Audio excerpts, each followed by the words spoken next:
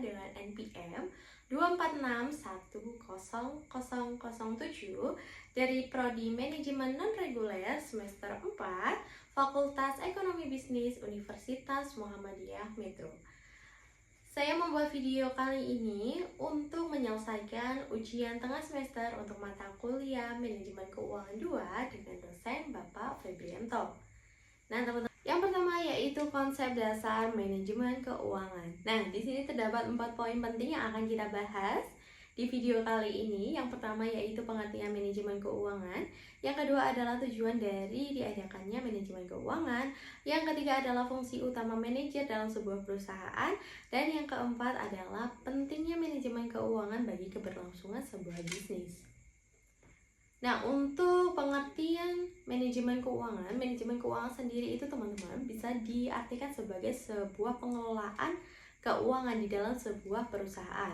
Nah, manajemen keuangan sendiri ini merupakan sebuah disiplin dan juga rangkaian aktivitas korporasi yang berfokus pada strategi pengadaan, pengalokasian yang efisien, serta pengendalian seluruh aset finansial demi merealisasikan tujuan strategi sebuah organisasi ataupun perusahaan.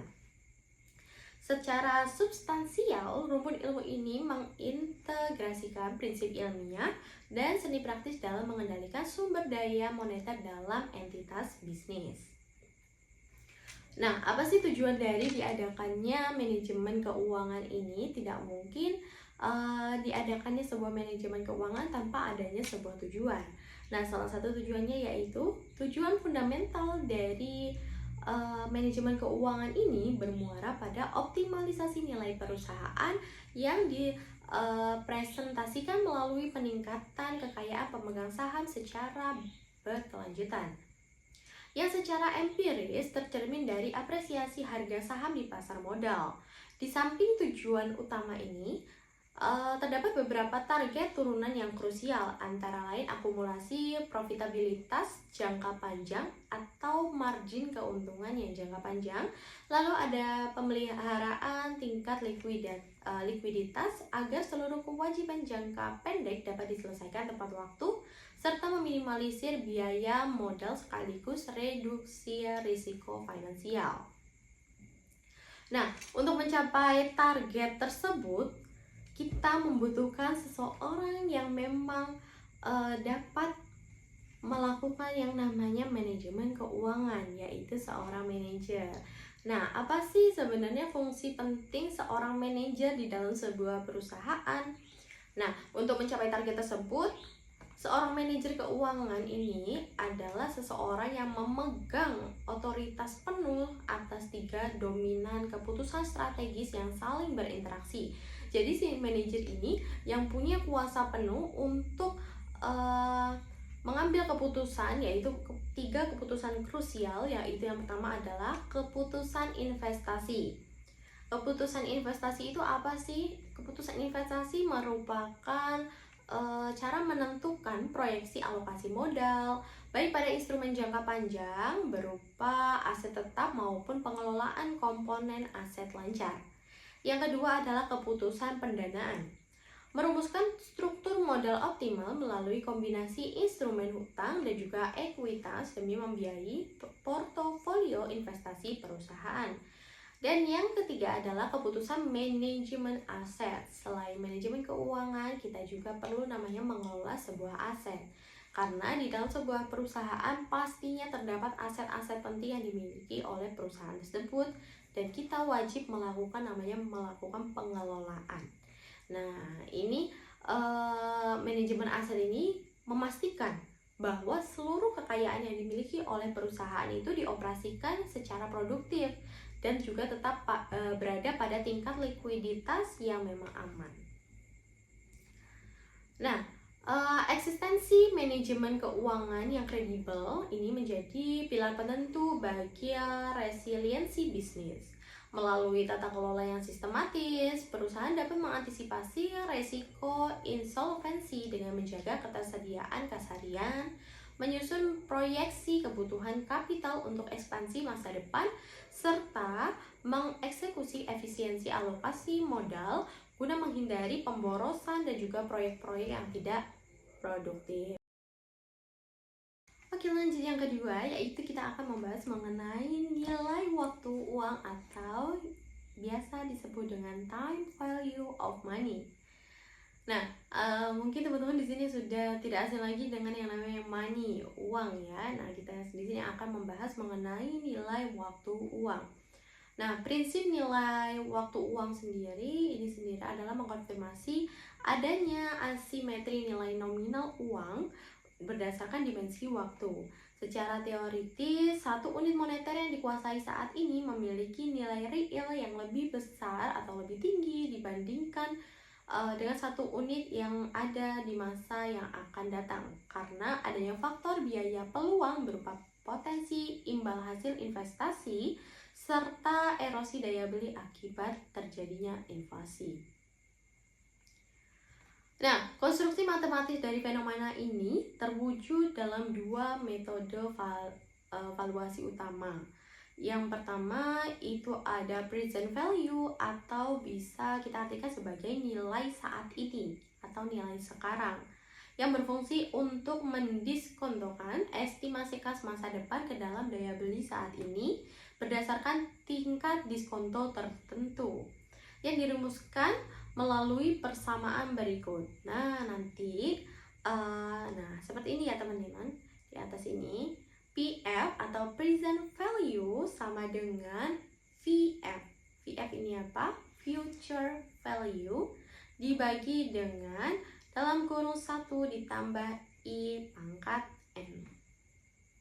Nah, sebaliknya, selain ada present value atau nilai saat ini, terdapat juga yang namanya future value.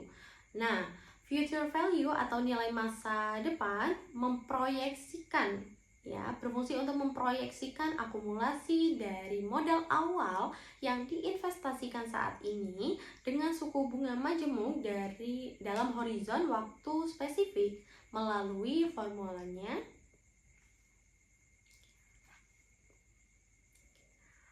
future value sama dengan present value atau nilai saat ini dikali. Kalau tadi kita mau cari nilai sekarang, kita membagi nilai yang akan datang, maka jika kita ingin mengetahui nilai yang akan datang, kita harus mengkalikan nilai saat ini dengan dalam kurung 1 ditambah 1 pangkat N. Nah, selain kedua instrumen tersebut, terdapat konsep anuitas. Nah, selain adanya present value dan juga future value, ada yang namanya konsep anuitas, anuitas yang merupakan cara untuk mempresentasikan skema pembayaran atau penerimaan kas dalam nominal konstan yang terjadi secara berkala selama periode tertentu. Dalam dinamika ini, suku bunga berperan sebagai harga dari dimensi waktu. Tingkat suku bunga yang ekspansi akan meningkatkan akumulasi nilai masa depan. Namun, di sisi lain akan mendepresikan nilai sekarang dari arus kas masa depan secara signifikan. Nah, sebagai ilustrasi teoritis, kita akan membahas satu pertanyaan ya teman-teman, Pertanyaan ini akan ada di sini. Nah, apabila dana sebesar 10 juta rupiah ditempatkan pada instrumen perbankan saat ini dengan timbal hasil tetap sebesar 5% per tahun, maka pada tahun ketiga nilai kapitalisasi tersebut akan tumbuh menjadi 11.576.250 rupiah. Sebaliknya, jika perusahaan memproyeksikan target kepemilikan dana sebesar 10 juta rupiah pada 3 tahun yang akan datang dengan asumsi tingkat diskonto yang sama, maka penempatan modal awal yang harus dialokasikan pada saat ini adalah sebesar 8.938.376 rupiah. Nah, inilah teman-teman contoh soal ya yang bisa kita bahas untuk video kali ini mengenai present value, future value, terus ada anuitas, Jadi teman-teman ada yang namanya nilai saat ini, nilai yang akan datang, dan juga anuitas. Lalu kita masuk untuk materi yang ketiga. Nah, materi yang ketiga yaitu mengenai manajemen modal kerja. Di sini terdapat 4 poin penting yang akan kita bahas. Yang pertama adalah pengertian modal kerja, jenisnya apa saja, lalu ada pentingnya pengelolaan kas, piutang, dan juga persediaan. Dan yang keempat adalah dampak modal kerja terhadap operasional perusahaan. Nah, modal kerja neto merupakan instrumen keuangan yang mempresentasikan likuiditas operasional harian perusahaan yang dikalkulasikan melalui selisih kuantitatif antara total aset lancar dengan liabilitas jangka pendek. Nah, berdasarkan tipologi yang dikembangkan oleh W.B. Taylor, modal kerja diklasifikasikan menjadi 2 kategori utama, yakni modal kerja permanen yang bersifat konstan demi menjaga kontinuitas bisnis standar, terdiri atas modal kerja primer dan juga normal, serta modal kerja variabel yang fluktuasinya dipengaruhi oleh faktor eksternal seperti perubahan musim, siklus konjungtur ekonomi, maupun kondisi kontingensi yang tidak terduga. Nah, untuk penyelenggaraan manajemen yang komprehensif atas 3 komponen utama modal kerja mutlak diperlukan. Yang pertama adalah tata kelola kas yang pastinya ya, tata kelola kas, manajemen piutang, dan juga pengendalian persediaan. 3 hal ini penting banget ya untuk kelancaran sebuah bisnis, karena jika kita tidak bisa mengelola namanya kas, terus memanajemen piutang, dan juga melakukan pengendalian persediaan, itu benar-benar bisnis itu mungkin akan tidak seimbang ya antara kas yang masuk, piutang yang ada, dan juga persediaan yang tersedia gitu. Nah, untuk yang pertama yaitu tata kelola kas, yaitu yang mengatur ketersediaan uang tunai agar berada pada titik equilibrium guna menghindari risiko gagal bayar tanpa mengorbankan potensi profitabilitas akibat adanya dana yang menganggur. Yang kedua yaitu manajemen piutang, mengawasi kebijakan kredit secara ketat untuk mempercepat sirkulasi penagihan dan memitigasi risiko kerugian akibat piutang tak tertagih. Bukan hutang.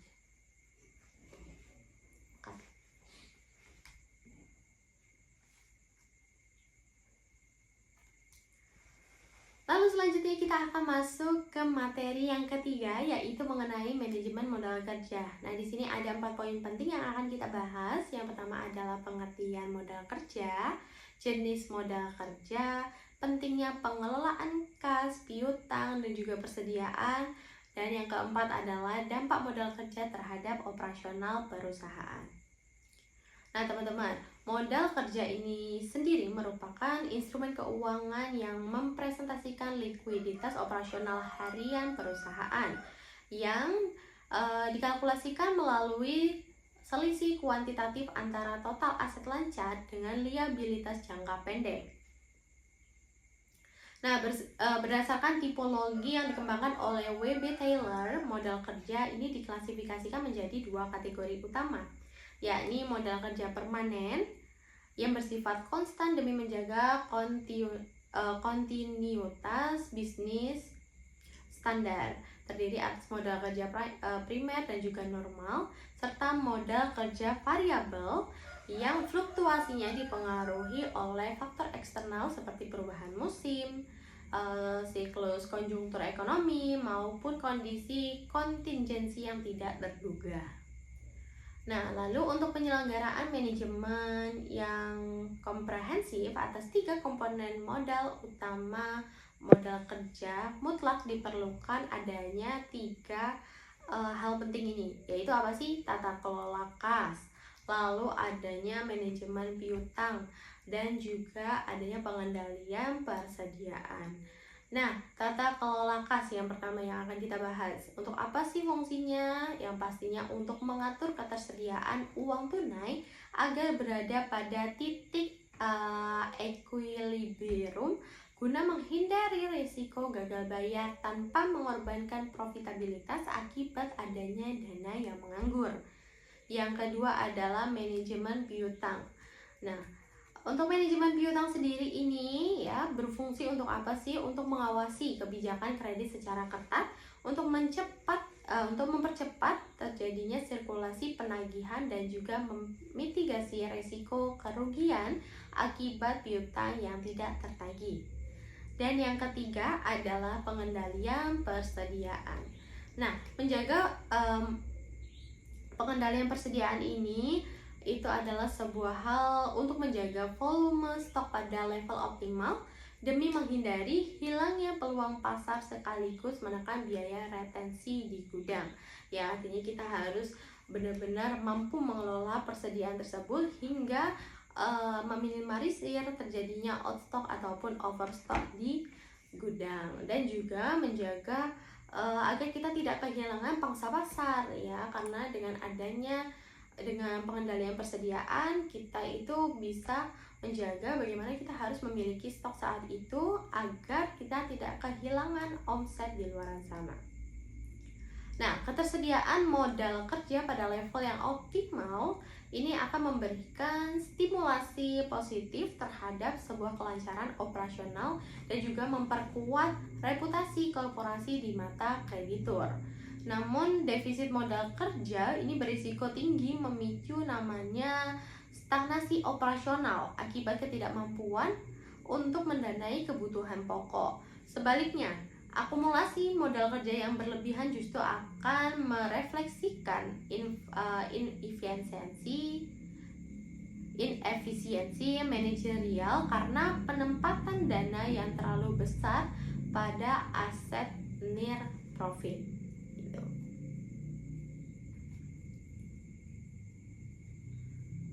Lanjut untuk materi yang keempat dan juga yang terakhir ya, yaitu mengenai sumber pendanaan perusahaan. Ada pendanaan jangka pendek, ada pendanaan jangka panjang, sumber modal internal juga eksternal, dan yang terakhir adalah kelebihan dan juga kekurangan masing-masing dari sumber pendanaan. Nah, di sini dalam memenuhi kebutuhan struktur modalnya, perusahaan ini dapat mengoptimalkan berbagai alternatif pendanaan berdasarkan karakteristik tenor dan juga asal sumbernya. Nah, pendanaan jangka pendek ini memiliki jatuh tempo maksimal itu hanya 1 tahun. Jadi seperti namanya jangka pendek, maka tidak berlangsung secara periode yang lama ya teman-teman. Ini hanya tempo maksimalnya itu hanya 1 tahun. Nah, ini dialokasikan khusus untuk memfasilitasi kebutuhan modal kerja musiman melalui instrumen seperti utang dagang, kredit perbankan jangka pendek, atau penerbitan surat berharga komersial. Nah, sementara itu untuk mendukung ekspansi struktural dan juga pengadaan aset tetap, perusahaan ini mengandalkan skema pendanaan jangka panjang. Nah, selain jangka pendek, kalau jangka pendek kan ini hanya untuk hal-hal yang musiman ya teman-teman. Nah, untuk yang pendanaan jangka panjang pastinya ini bisa periodenya lebih dari 1 tahun dengan tenor di atas 1 tahun seperti obligasi korporasi atau emisi saham baru begitu.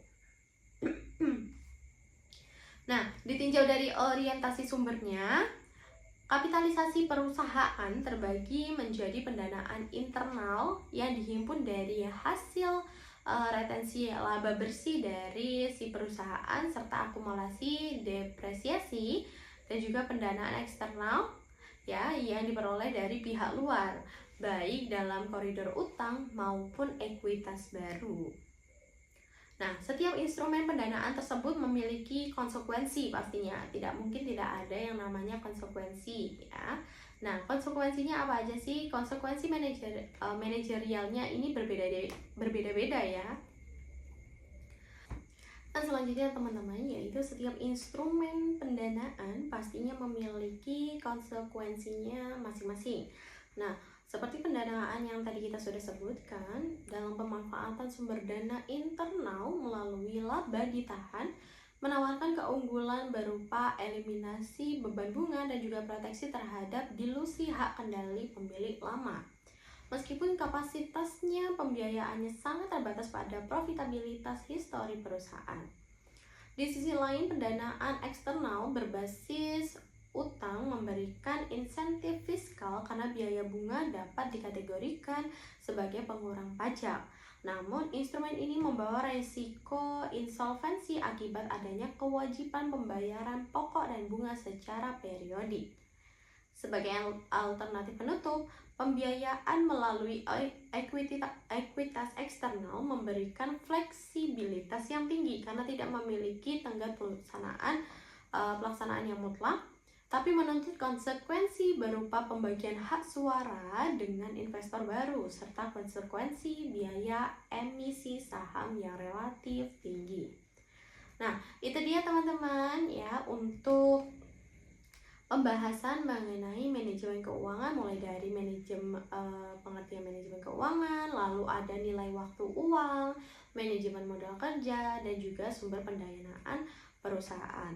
Semoga materi yang saya sampaikan dapat bermanfaat buat teman-teman, dan terima kasih banyak atas partisipasinya sudah mau mendengarkan, dan juga jangan lupa like, komen, dan juga subscribe. Terima kasih banyak. Wassalamualaikum warahmatullahi wabarakatuh.